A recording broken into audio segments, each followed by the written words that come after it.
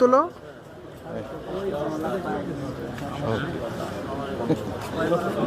আজকে কথা বড় হয়ে গেল তো নিয়ে যায়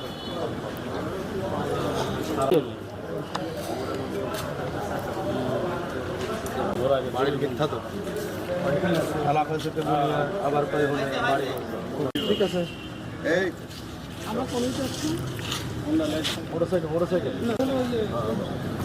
আচ্ছা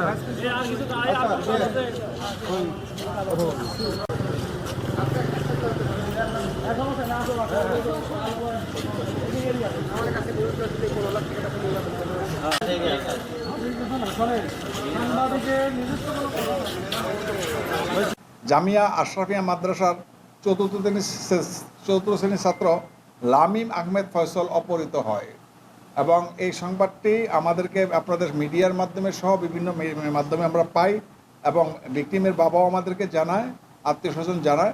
আমরা তখন থেকেই প্রযুক্তি ব্যবহার করি এবং বিভিন্ন তথ্য সংগ্রহ করার পর এক পর্যায়ে এই যে আসামির যে তার লোকেশন আমরা পাই।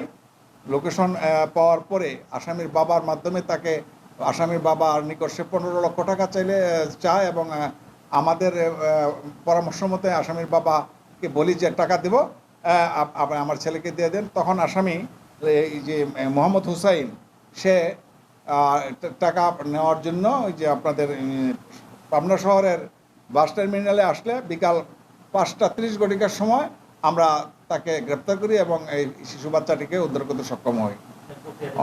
তাকে এখন আমরা সদর থানা ওসি সাহেবের সাথে কথা বলেছি। তার বিরুদ্ধে যে মুক্তিপণের জন্য চাঁদা দাবি, মুক্তিপণের জন্য কিডন্যাপ, এটা পেনাল কোডের যে 365 এবং 385 ধারার অপরাধ, সেই ধারায় উনি মামলা নেবেন মর্মে জানিয়েছেন। আমরা সেই জন্য তাকে কাগজপত্র সহকারে ডকুমেন্ট সব সহকারে আমরা সদর থানায় হস্তান্তর প্রক্রিয়া দিই।